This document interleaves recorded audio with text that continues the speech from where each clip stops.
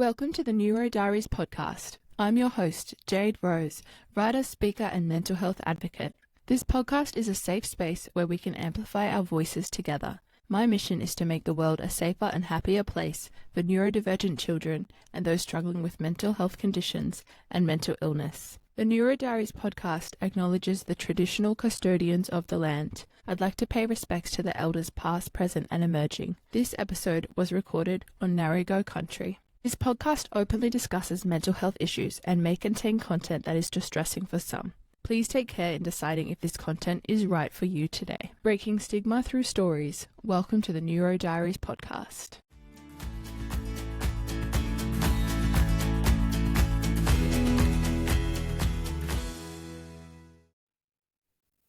Hello and welcome back to another episode of the Neurodiaries. Today I've got Helen Elizabeth here with me. Helen you can find on Instagram under the handle alchemical.botanical, and Helen's a wellbeing coach for neurospicy women. So welcome, Helen. Hey, thank you so much for inviting me. It's a real pleasure to be here. I'm so excited to have you here, and I love your title, I love your page, and I would love for you to explain a little bit more to the audience what you mean by a wellbeing coach for neurospicy women and in the mental emotional wellbeing space. What is that? Okay, so in terms of the work that I do, I guess, so much of it is kind of part of my own journey and where I've come from and the things that have helped me to accept my own diagnosis and, work with the struggles that I have. So my history is that I trained initially as a midwife, and so I've always had a huge interest in women's health and well-being. When I trained as a wellness coach, I started to find that more and more people who were coming to me were actually identifying as neurodivergent. And I also realized that a lot of the strategies that coaches in the online space are using don't work for neurodivergent people. They're all about kind of massive goal setting. There's so much kind of push and overwhelm, and that it just doesn't really work for neurodivergent people. The strategies weren't working for me. I worked with a few coaches and it just kind of wasn't gelling, it wasn't working. And I just realized that I needed a different approach and that other neurodivergent people needed a different approach. I'm also an aromatherapist, and so I bring the essential oils very much into what I do. And my specialist area really is helping neurodivergent, neurospicy women to kind of manage their emotions and live with more freedom, because that's been one of the greatest challenges in my life, really. I feel like I need your help. I need could my use own some help of that. sometimes, honestly. Oh, I'll book you in. That's exactly what I could use. Because it's challenging. Like as a neurodivergent people, the social and emotional, more so emotional overwhelm is just huge. And dealing with that on a day to day, like I really do think that we feel that so much more than a neurotypical person was. I'm bipolar as well. So my emotions do get out of hand quite a bit. And just managing them on a day-to-day is such a large and important part of my day-to-day life. So I love that you are out there working in that space and that there is a resource available in you that is dedicated to this space. That's such a beautiful thing to be putting out in the world. Right. We just feel our emotions so much more intensely. And I think, so many of us have also been diagnosed with coexisting mental health conditions. Sometimes, as a function of being neurodivergent, sometimes we've had those diagnoses sometimes they're misdiagnoses and sometimes they're genuine diagnoses, but the neurodivergence underneath has been missed. Yeah. And so that means that we are, for me, certainly when I think about my own experience, like moving through the world, constantly dealing with this huge tide of emotions, which can just absolutely take me over. And, until I learn how to manage those things and, a toolbox of resources to help me, I was just kind of constantly at sea and in all of this emotion that I just didn't really know what to do with. Yeah.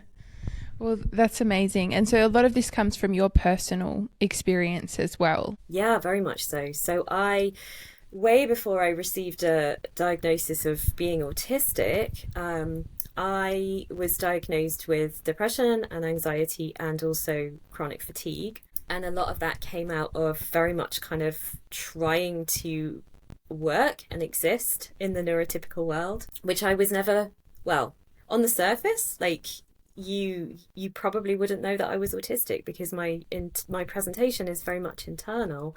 It's only when you really get to know me well that you would kind of be like, oh yeah, I get that, I can see it. Um, and so I spent most of my life really kind of masking. And actually, I was only diagnosed when I was 43 and, really struggled most of my life. So trained as a midwife when I was in my 20s and kind of got through my training fine. I was kind of, a very academically bright, top of the class. As a student, you're very much kind of protected in that bubble of being a student. And then when I actually qualified as a midwife and I went out to work in the NHS, I basically managed a year before I completely fell apart because I wasn't coping in the busy NHS environment, kind of busyness, lights, noise, lack of a time to process. And I would basically get in the car and cry my way to work every day, and I would cry my way home. And it's probably one of the greatest sadnesses of my life that I wasn't really able to do that work that I wanted to do. And so I left the NHS. I became an independent midwife, and I worked for about 5 years on a much more one-to-one basis with women in their own homes, caring for them, doing home birth for the most part. And that was obviously much easier because it was much more on a kind of a one-to-one basis. And as autistic people, often we're much better with people one-to-one. But I was constantly on call, and it was also incredibly stressful. And so I ended up completely burning out, which at the time I didn't realize was autistic burnout. And went to my GP, and they quite quickly diagnosed me with depression and anxiety. And then kind of shortly after that, I was diagnosed with chronic fatigue. And that really sort of never completely felt right to me. And that really started me on a journey of kind of looking into, well, actually, what's going on with me on a deeper level? Why is everything that everyone else seems to find so easy so hard for me? Yeah. Wow. Well, I just want to say, like, there's a really beautiful message in that I want to call out is like you had this dream of being a midwife and working in that space. And, though you couldn't quite do that and keep up with that neurotypical environment, you still found a way to make that work for you. I think a lot of neurodivergent people, we do sometimes have to get a little bit creative in how do we still live a quality life? How do we still live the life that we want, achieve the things that we want when we are trying to exist in a world that wasn't really built for us? So I love that you found a way to do that and work in that space and continue working in that space that, because you're still in that space now. You've just sort of re-alchemized it again into a new version of it that is even more supportive to your needs. Yeah, exactly. And, moved from clinical practice now into teaching. So as well as being a wellness coach, I'm a university lecturer, and I teach midwifery now and women's health rather than actually kind of being in the clinical environment, which was incredibly challenging for me. So, as autistic people, so often we get intense, focused and special interests on things. We accrue a huge amount of knowledge. We're often lifelong learners and students. And so to be able to bring that into education, I feel like has been it was an accidental strength. I couldn't have got here without having gone through the journey that I did.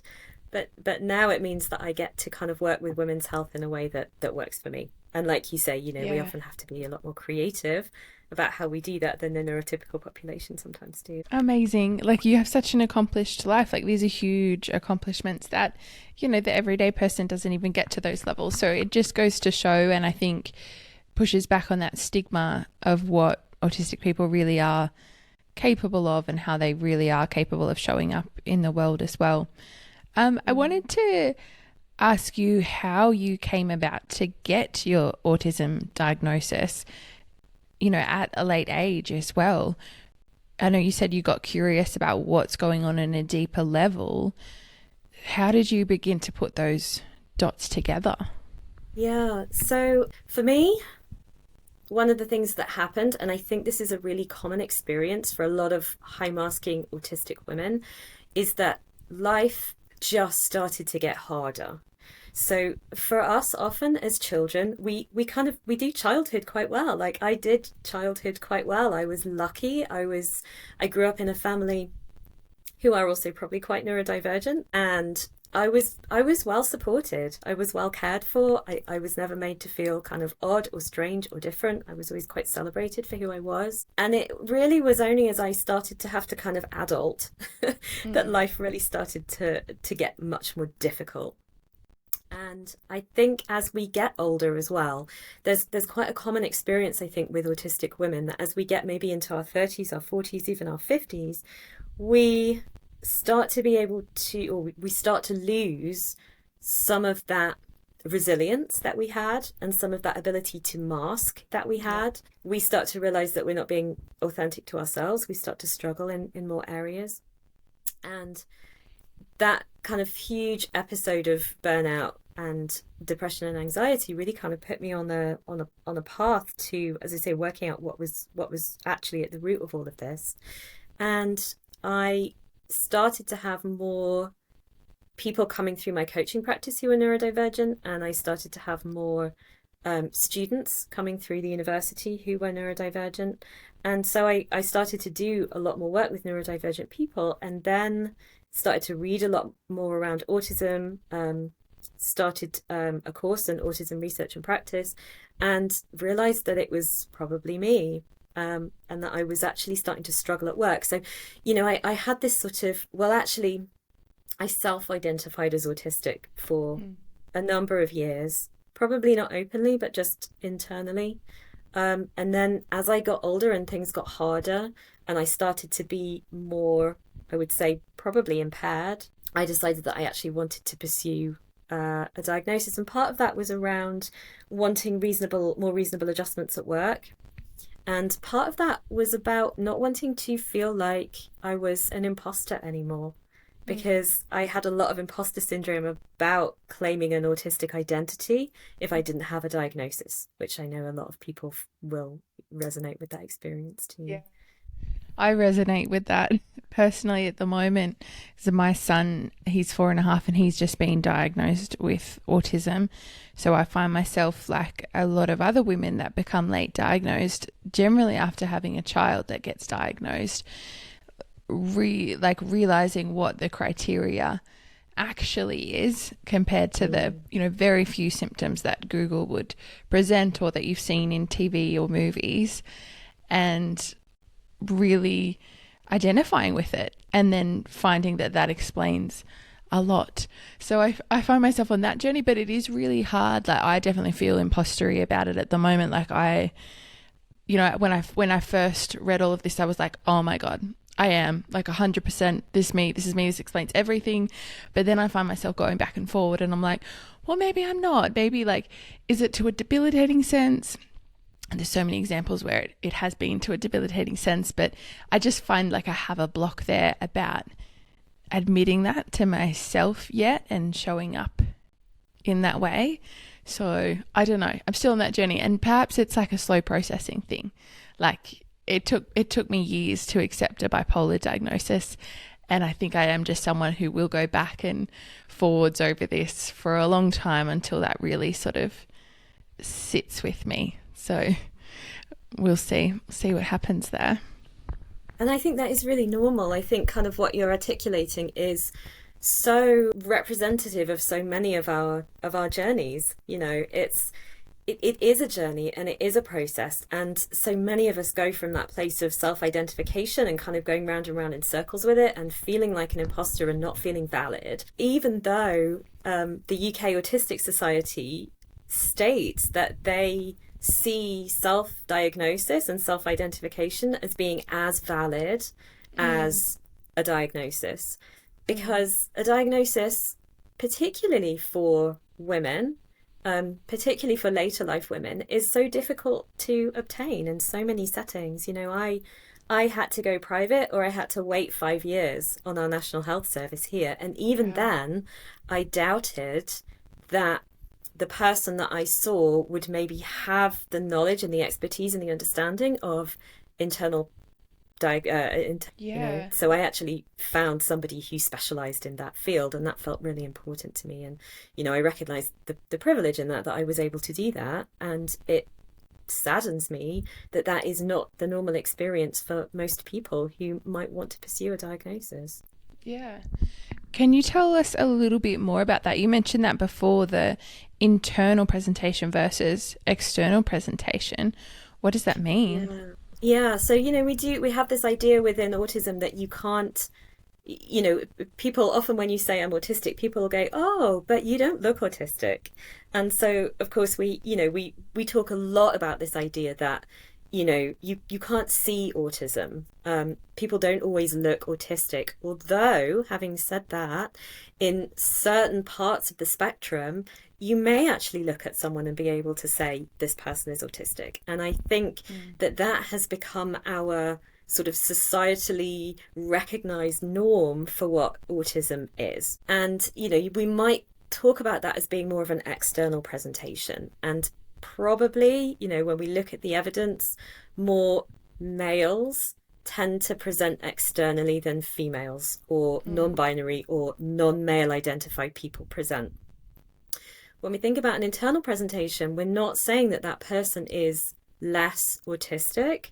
What we're saying is that the world notices their autism less. And that doesn't mean that they're less affected. That means that it's going on inside, and that they've spent their lives learning and being able to, for whatever reason, mask their autism. Yeah. And there's a lot in the literature about being female having certain protective effects against that external presentation of autism. And in some ways, that might be helpful. And in other ways, that puts us at a disadvantage because we almost never get picked up as children. It's, we often end up being diagnosed later in life. And so we don't get the support that we often need in childhood. So does that mean having some of the autistic traits, like, for instance, slow processing, but rather than, sort of displaying that, you're sort of putting on this front of like, yes, I get it, when really, like, you're still trying to work it out? Is it, or like with sort of stimming and body movements, instead of something overt, you've learnt to really make that. And I hear there's like hair twirling or like, really small movements and very much mirroring a person's body language as well. Are these the sort of things that you're talking about that are very sort of small and very like hidden, and things that you wouldn't sort of look at someone and be like, and pick that up? Right, yeah. So in order to get a diagnosis of autism, you still have to fulfill the same criteria. So those main three criteria are difficulties or differences with social and communication, routine and repetitive behavior, and sensory differences. So those things are still all going on for that person. It's just that they're not showing that they're struggling with those things externally. So yes, all of those things that you're saying, like often slow processing. So I know for me, I quite often find myself in a situation of even thinking that I've understood something, and then maybe hours or days later realizing that I still haven't kind of completely understood what was said, or particularly for me, that comes up in terms of emotional processing. So it takes me a really long time to process my emotions, when for other people, they might immediately know what they're feeling. Oh yeah, I'm feeling happy, I'm feeling sad. I quite often would say as a child that I had kind of two feelings. I was either feeling good or I was feeling really bad, but I couldn't tell you what was happy, what was excited, what was, it was just like, oh, I feel good. Or I couldn't tell you that I felt angry or I felt sad, or, And so, yeah, so things like stimming, for example, not autistic people stim. I do have stims. I'm definitely a hair twirler. I kind of make small movements with my fingers quite often. I tap my fingers all the time. You're laughing. I can see you probably do that too. I since I've sort of become aware of this sort of stuff, I noticed that if I'm thinking and I'm like engaged and I'm coming up with ideas and stuff, I'm always like rubbing my fingers together. And Yeah. then if I'm having like an uncomfortable conversation or stress, then I like dig my nails in. And like it's Yeah. just this very minor movement. And I've only very recently become aware of it, but I'm like, holy shit, like I'm doing this like all the time. And I'm just like, Yes. whoa. Yes. Yes. And I tap my teeth together as well. And again, this is quite a common thing. You know, you have your mouth closed, but you're actually tapping your teeth together, and nobody from the outside would know that you're doing these things. And, Yeah. you know, I think sometimes that comes from as a child having been told, don't do that, stop Yeah. fidgeting, you know, don't be weird, all of that kind of stuff. I was never really told that as a child. I just think that my stims are small. Yeah. And you know, neurotypical people stim too, but autistic people tend to do it to a much greater extent. You know, I Yeah. when I'm in conversation, I'm literally like nodding my head all the time to kind of show that I'm understanding. And Yeah. you know, again, they're things that other people might not notice, but you know, for me, they're constant things. If I'm communicating, uh, I'm scripting as I go along. You know, I prepare for conversations beforehand Mm. by knowing exactly what I want to say in my head, or you know, if I know I have to have a difficult conversation with someone, I'll literally script it all out so that I know what I want to say before I go into that conversation. And Yeah. you know, that can be really mentally and emotionally exhausting. It's really tiring to have to live in a way which is constantly on. Like we're switched Mm. on all the time. We're often quite hyper vigilant. You know, we're always aware of what's going on around us. Um, Yeah. I found that too. I mean, I started working in like a corporate environment, nearly 10 years ago now.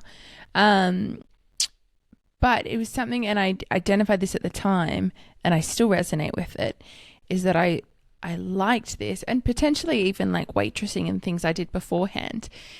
It allows you to interact with people and get some of that sort of social connection, which all humans need, but it's very structured. It's very scripted. It's very safe. I say this to you.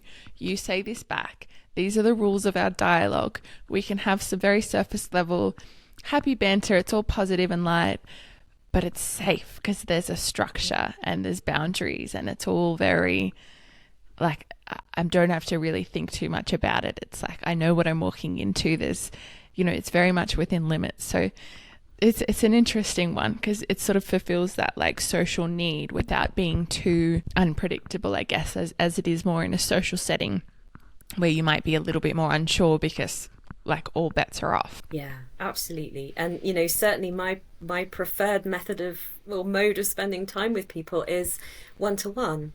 You know, I love deep conversations. I love to kind of get in on an emotional level. I love Mm, to, you know, pick ideas apart. I love spirituality. I love politics. I love detail. I love all of those things. When someone says to me, hey, how was your weekend? I'm like, what do I even say here? You know, mm. are you asking me genuinely for what I did? Or are you asking me, do you just want me to say, great, thanks, how was yours? You know, because I have no level in that, no interest in that level of conversation. And it's not like Yeah. I don't care about that person because I do. I don't, sounds terrible to say, but I genuinely don't really care what they did with their weekend. Like I'm Mm, interested on what's the level that we can connect on, you yeah. know? I And always that is found very that, much a kind of common autistic experience, I think. yeah. I always found that an odd one because people do ask that, like when you bump into them in the kitchen. And I generally always told them, like, exactly what I did that weekend. But I was confused because everyone seemed to respond with, like, oh, not much, like, just had a quiet one. And here I am thinking, like, God, everyone's so boring. Like, no one does anything on their weekend. But it's very possible that they're just giving me that, like, that Yeah, one it's line just the back and that small I meant to talk. say that, but instead I've just, like, verbally told you like my whole life story. Exactly. And then when you say like, oh, I did this and I did this and I, you know, I went to my, I'm a big gardener. I have an allotment. I'm completely obsessed with my allotment and growing food. So, you know, Oh, I might launch amazing. into some story about like what I was growing this weekend and people look at me like, dude, I don't need that much detail. But I feel like if someone if you came and told me that, and I could see your like passion and enthusiasm, like I would be so into that. I'd be like, yes, tell me more. Like even if it's not my thing, I still find it very. It's just so endearing that like, wow, you really love this. Like tell me more about it. Like, but I think maybe that's a neurodivergent thing as well. That's just sort of a preferred communication method. I would totally agree. I think we're just like we're really passionate about stuff, and we don't care about the small talk. It's just not interesting to us. We're interested on how can I make that deep level communication with another person, um because your passion is my passion, and I'm excited about Mm, this, and I want to learn more about the world, you know yeah. um and Tell me who you I are. just Yeah. yeah, tell me who you are. Exactly. Yeah. And if people aren't able to do that, I literally don't know. I mean, I hate parties. I hate social situations. I literally just end up sitting in a corner with the cat because I just don't know what to say to people, I don't know what to reply when someone's like, "Hey, how are you?" Like that's the worst question ever because in my head I'm like, "Wow, what could I talk? There's so many things I could talk about right now, and I probably know that none of them are appropriate in this kind of Mm, setting." And how do I know that the script is great, thanks. How are you? mm, But I don't really have any interest in that. yeah. But that's great. Like it's very authentic in a way that you know that about yourself and you sort of stand by that. Like I think that's lovely. It's a lot better than me, for instance, being very high masking and you know, I sort of will go in and be the charmer in every room and I know exactly what to say back and I do it, but maybe it's like you said before as well, the older I get, the more exhausting I find that and the less enjoyable I find that. So I don't know. How much longer can I keep going? We shall see. Can I ask you, so since you've got your, self diagnosis and then the official diagnosis, how much of a change has that made for you in being able to live as a neurodivergent person and make accommodations for yourself? Like, do you feel like now knowing the truth, that's made a significant difference for you? Yeah, I would say so. For me personally, I think there's kind of been so work have been amazing. The university where I work is obviously a very inclusive environment anyway. They have a lot of accommodations made for neurodivergent students. They weren't so great on the staff front, so they didn't have all that much set up for neurodivergent staff members.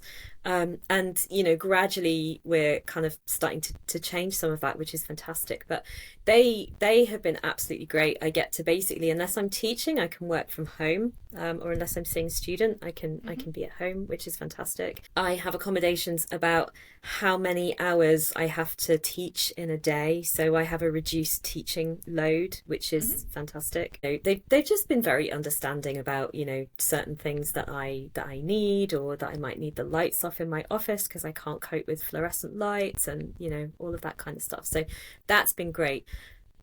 They were great actually, even when I self-identified before I got my diagnosis. Um, Yeah. since getting my diagnosis, I think the main difference for me probably has been self-acceptance and Okay. being able to be kinder to myself. And I think, I only really kind of got my diagnosis a year ago, so I'm still on that journey of working through that and accepting it. And my psychologist said to me, so many people put this kind of like finish line on getting the diagnosis. Oh, I have my diagnosis now. That's amazing. And she said, once you have your diagnosis, the work is really only just beginning because you will go through this process where you're thinking, maybe I just made it up. Maybe I just said all of the things that I Mm, knew she wanted to hear in order to get myself a diagnosis.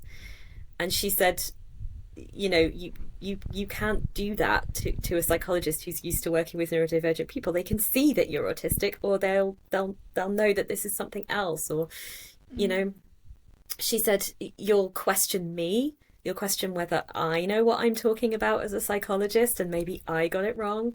And you'll probably also go through a journey of wondering if autism is even a thing. Is it just all made up? Does it even exist? And that's so Mm. true. I Yeah. am, and I have been working through all of that. But I think for me, it's knowing and having an acceptance of, why do I need to rest so much? Why do I need so much time on my own? Why do I need Mm. so much quiet time? Um, and why do I have a, a, a reduced capacity to do things when compared to other people? I have this brain that's kind of full of these amazing ideas and all this knowledge and all these things I want to do. And I have a body and a nervous system that massively struggles to keep up with that.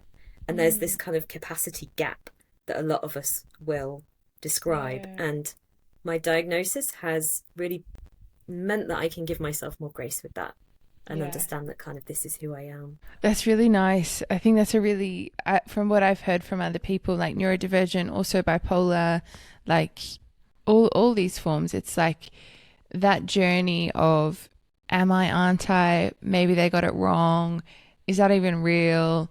Because it is invisible. There's no, I wish they could just take a brain scan and be like, yep, it's like, you've got the brain that looks like that. That would just make it so much easier to accept for everyone, because it's so much like fluctuates. You might have periods where you actually feel quite high functioning and actually feel like quite not as bothered. You might have periods where you're not that bothered sensory wise, and where you might have a lot more energy, and then you might question like, oh, like maybe I was just tired, or maybe something else. So I think a lot of people resonate with that experience, but it's nice that you've shared that's been part of your journey as well. I think we all gaslight ourselves about our own neurodivergence.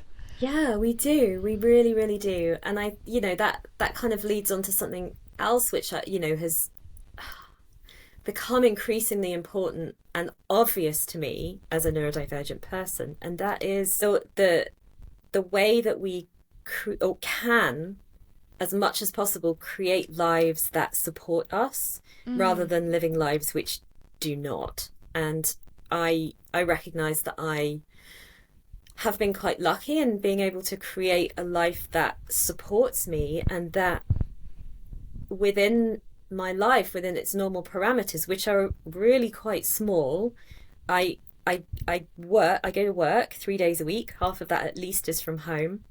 I do my own wellness coaching and aromatherapy on the side.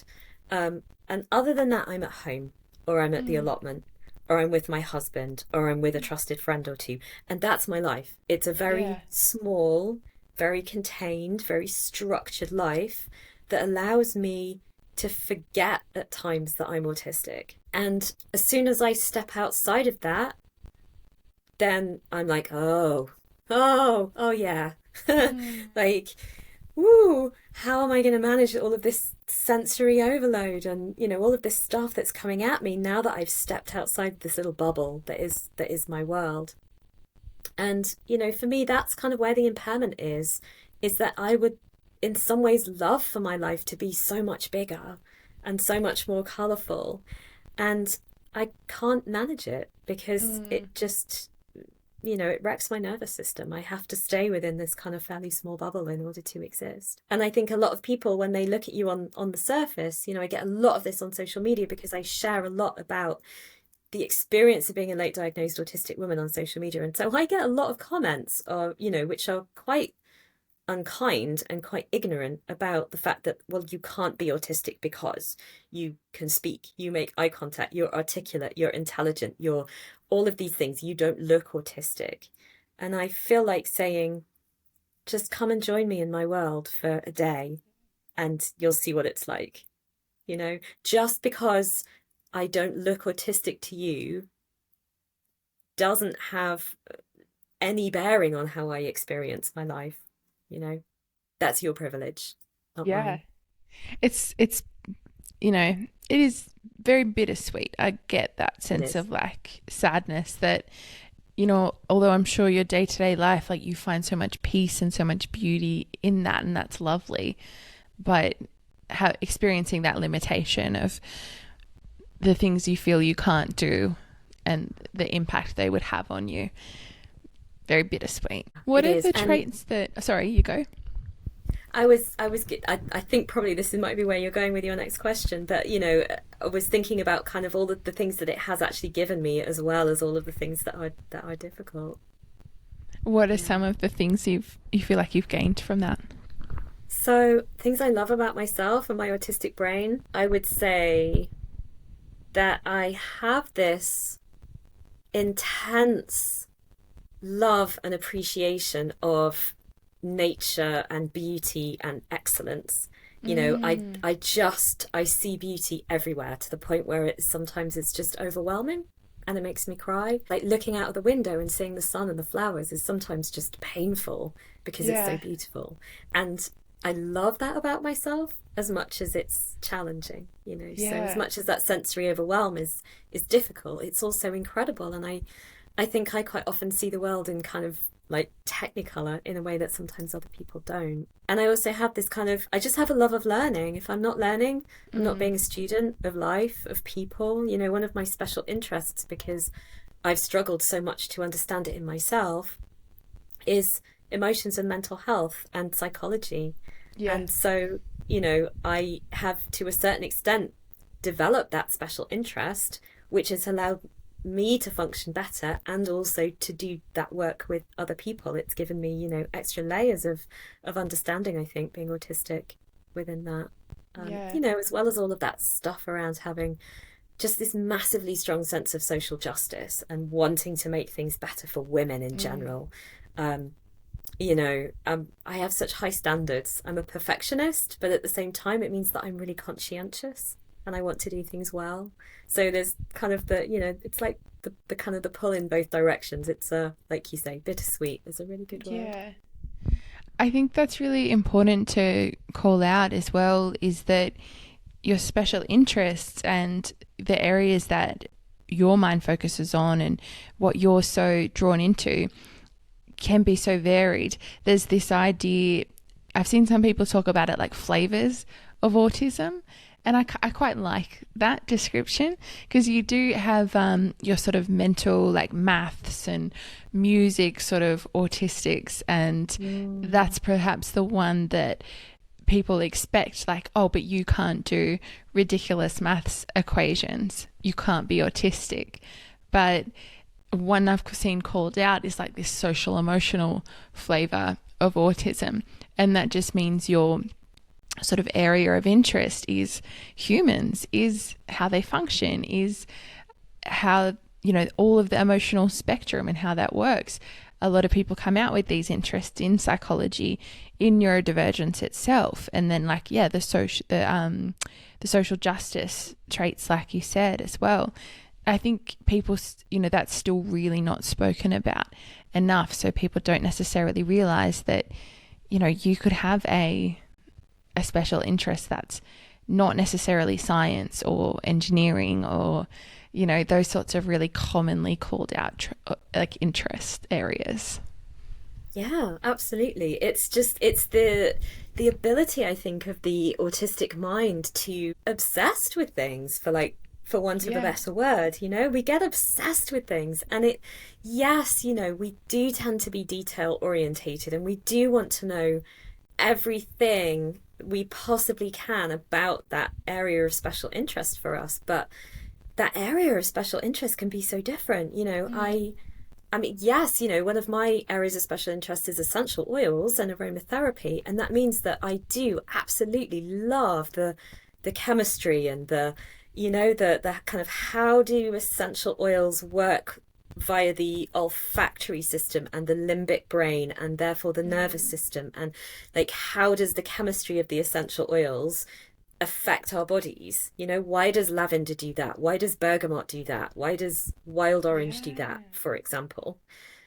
But then there's also a huge part of me that kind of just disappears into this world of plant spirit, for want of a better word, which is Yeah. kind of full of color and the petals and the shapes of the plants, and it's not just the kind of like numbers, or it's this kind of whole sensory world, which is so much bigger and so much deeper. And I don't I don't know that I've met someone who isn't neurodivergent, who doesn't experience the world on that kind of multi level of experience. And it's something that is a blessing to have, as well as something which can drive us crazy too.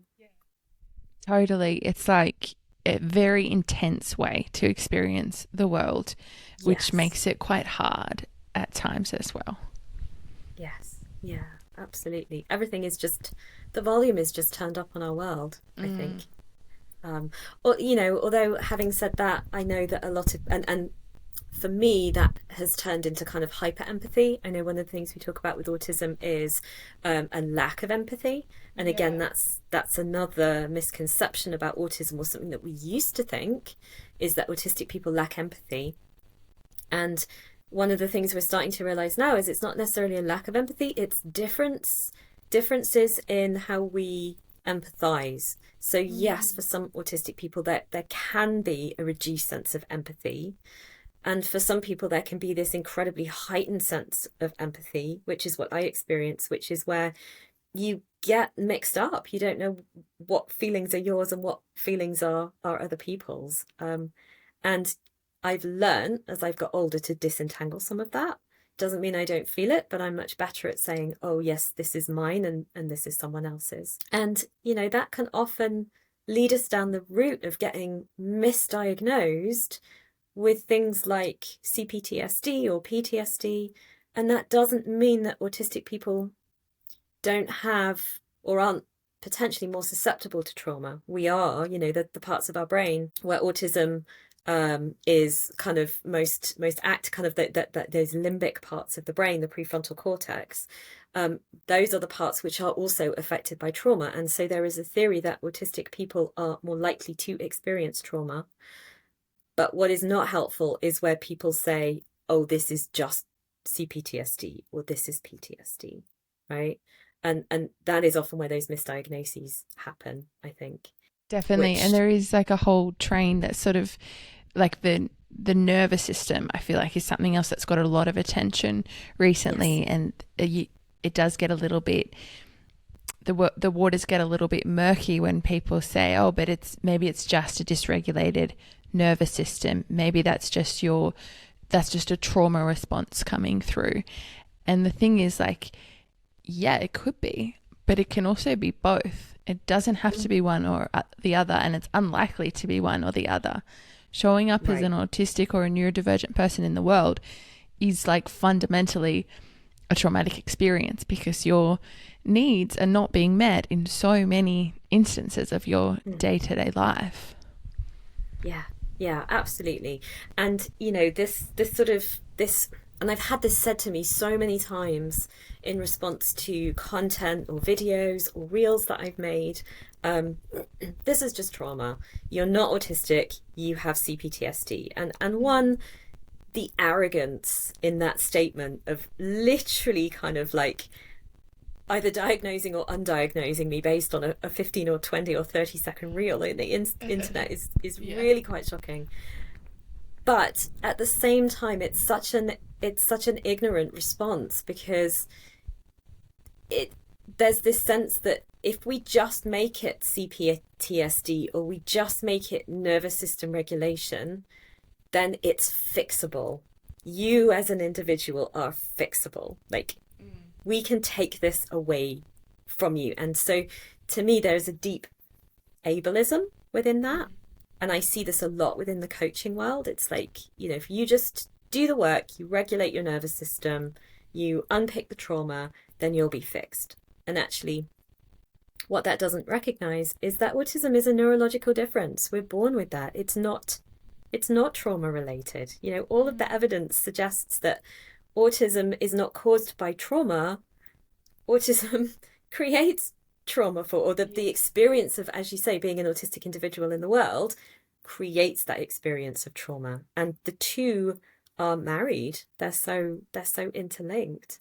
But I do think that there is this kind of this deep ableism which says, oh, it's just this thing, and we can treat this thing, we can fix this thing. But actually we can't treat or fix autism. And so that makes us incredibly uncomfortable. We don't like to look about that at that, and we don't like to think about that, you know. No, I see how that plays up. I would love to think that we can move in a way where we can understand that it's not a thing that needs to be fixed. It's a beautiful thing in itself. And there, there are so many practicalities of it and beauty of it, but it's the environment that it lives in that makes it so difficult and makes it challenging. I really hope that we can get to a place where we can change the environment, fix the environment, make more accommodations, make communication preferences more widely understood so neurotypicals can actually meet halfway. And why should the neurotypical preferred method of communication be the one that, takes precedence when a neurodiverse brain can add so much quality thought to the conversation if they're given the right time and the right ability to get their ideas across. That's my hope, that we can move in that direction. It's interesting. I Yes. wonder your thoughts on this sort of philosophical and more historical approach that, back in a day and age where we, lived as more of a tribal communities, like evolutionary speaking, there was such a need for neurodivergence because we needed hunters to go out and kill the food, but we also needed people with tracking abilities who could notice those particular details and be really focused in on that, to guide us in the right direction. But, nowadays there's, where we all need to go to schools and institutions and to workforces, then there's not as much recognized need for these skills, and therefore they've become problematic and they've become undervalued and, something that is wrong, essentially. Yes. And I think, autism is such a huge spectrum. And so, speaking as a woman with a diagnosis of level 1 autism spectrum disorder, I kind of use that term disorder because it is in the DSM manual. It is what the condition is called. I recognize that I don't have learning disabilities. I don't have verbal impairments. I sort of fall on more the sort of the high intelligence gifted side of the spectrum. And so I also want to recognize that there are people for whom autism is profoundly disabling for whatever reason, whether that is because there is coexisting learning disabilities, or whatever else. There are people for whom autism is disabling, and I would never go down the route of saying autism is only a difference, it's not a disability, because for me, it is a difference that creates some significant impairments for me in my life within the context of modern living. And for other people, they would say my autism is disabling to me. Now, I don't know whether if we lifted all of us autistic people on the spectrum up and we put us more into that kind of a system which we are supposed to exist in as humans, that kind of smaller tribal society where we are much more concerned with our daily living and the hunting, the gathering, the creating lives for ourselves which aren't bothered with kind of careers and public transport and having to go to school and all of that kind of stuff. I can't say whether every single autistic person would be completely 100% supported by that. I suspect there would still be a group of people for whom they would still profoundly struggle. But I do also think that for people like me, put us into that kind of environment, and yes, your differences become skills that potentially within our society are not recognized, and that our current environment does not support well. If I could, I would spend all of my time in nature and the garden. I'd probably be like the village wise woman dispensing medicine and counseling.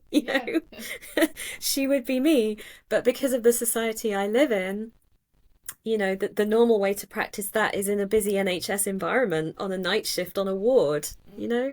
And the profound difference between those two things is just like insane. You know, it's so easy to see how one of those would be beautifully supportive and one of them would be profoundly dysregulating. Yeah.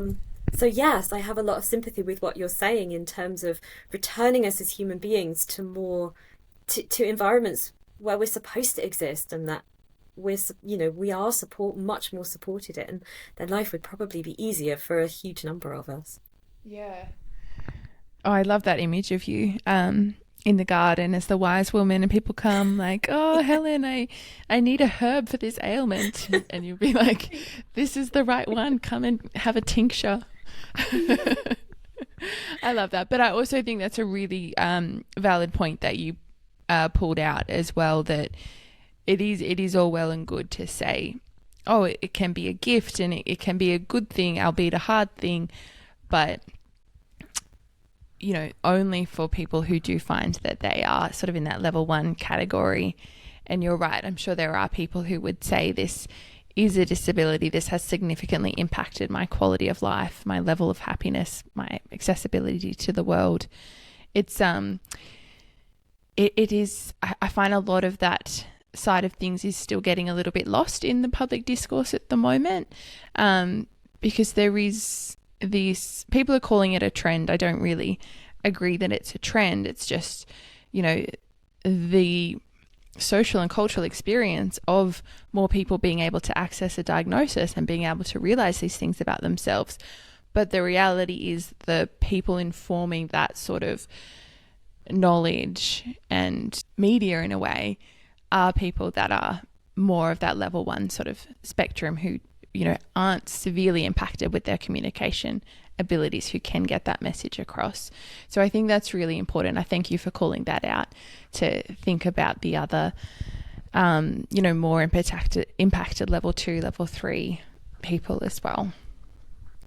And I think that's something we don't always do a great job of when we are more high functioning. Is, you know, I have seen a lot of you know, kind of content on social media, you know, really kind of declaring quite loudly that autism is not a disability. And, you know, I always want to add "for you" at the end of that, because we really need to hold space for everybody on the spectrum. And, you know, for me, it kind of saddens me. And I do feel like there's this divide within the community. You know, when I first got my diagnosis, you know, I thought I would be walking into this kind of, maybe naively, this community that was all kind of cohesive and supportive, and actually, you know, there's quite a divide. You know, sometimes on one side you have like the kind of the, you know, I use that high functioning label.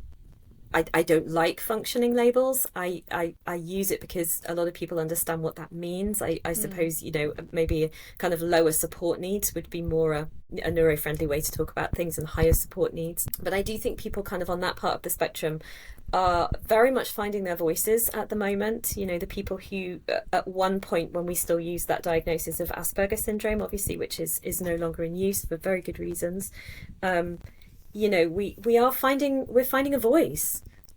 We are talking about our experiences, and in a way that we haven't talked about really our experiences before, because we are fairly newly now encompassed under the umbrella of autism. And I don't always think that because we're loud, we're talking, you know, we're sharing our experiences, which is great, don't get me wrong. But I think sometimes we aren't always creating space for people with differing support needs to our own. Yeah. And I think on the other end of the spectrum, you also have, you know, maybe people who are advocating for your kind of level 2, level 3 autistic people, maybe who aren't able to create the content for themselves, aren't able to have those conversations for themselves. And they are often the people, actually, which was very surprising to me, who were saying autism is a label that should be reserved for people who are nonverbal and who have like intense support needs. And so there isn't space there for the people who have lower support needs. And what I would love to see within the community is that we all, as far as possible, start creating space and advocating for each other. Yeah. Because there is strength in that support, and there is strength in that acknowledging of just how different we all are. But at the base of it, we all have those kind of those differences or disability or impairment in those three different areas, and that's that routine, repetitive behavior, the social and communication, and the sensory. So when people say, well, I just don't understand how all of this can be autism, to me that's a lack of understanding of what autism is, not the fact that certain people should or shouldn't be considered to be autistic. That's a really good point that you've brought up. It is such a broad umbrella, and I on some level I get the thoughts of, well, should we be calling this autism when it is vastly different from a very high support needs experience of autism? So I don't know any of the answers, but I think it's good to talk about this and start conversations. How do we differentiate? How do we fit under the same umbrella? How do we ensure that everyone's needs and everyone's experience of it are represented? Because don't get me wrong, the low support needs is still very valid. That still has very valid challenges and very valid differences that need to be recognized and need to be spoken about. So how do we make space for everyone? I think that's a conversation that needs to be happening, and I think is starting to happen more and more. Yes. Hopefully. Yeah, absolutely. Let's talk about it. And we as autistic people are really only starting to have these bigger conversations and to unpick a lot of this ourselves. And so, expecting wider society just to kind of immediately get it and understand as well when we're still working a lot of this stuff out, I think is it's a conversation that's going to run. Definitely. And I think huge part of why I want to have these conversations publicly, and why it's so great that you've come on today and shared your voice and your experience and your journey, because there is an element that we really need lived experience to be included in the discourse. We really need these opinions to be out there.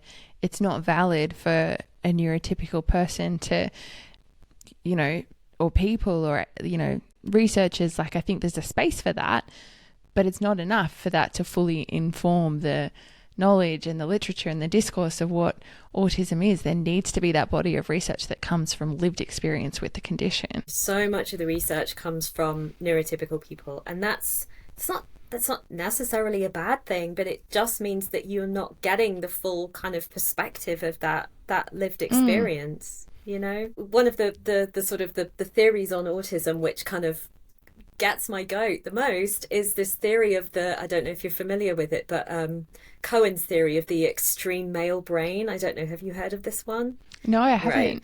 Okay, so it's this idea that because of a lot of the traits of autism, so being very structured, being very logical, being very kind of regulated in your behavior, kind of being in your mind, or is a masculine trait, as opposed to a kind of a nurturing, empathetic kind of feminine trait. And so he coined this term, the extreme male brain theory, which is that if you have an autistic brain, your brain is more masculine. And as a woman, I find that profoundly offensive. that in order to be autistic, you're essentially saying that I have a male brain and not a female brain. And I know that a lot of my, trans or non-binary or non-male identified colleagues would equally be as offended and outraged by this idea. But the problem with it, and Cohen is neurotypical, I believe, the problem with this is that it informs a lot of the diagnostic criteria. And so if you do present as a feminine identified woman who clearly has, for want of a better word, masculine, feminine traits, I'm a cis woman and I enjoy the experience of being female, that puts you at a profound disadvantage within the diagnostic criteria, because you don't present as this kind of, male-brained person. Is profoundly unhelpful. And I think that theory would probably never in a million years have come from a neurodivergent person. Absolutely. It's very exclusive, particularly like if I think about, what you've shared and the picture of who you are, like you're the medicine woman, like in the garden, you work in midwifery, like you help women, you inform that female space. Like these are all very, traditionally feminine qualities.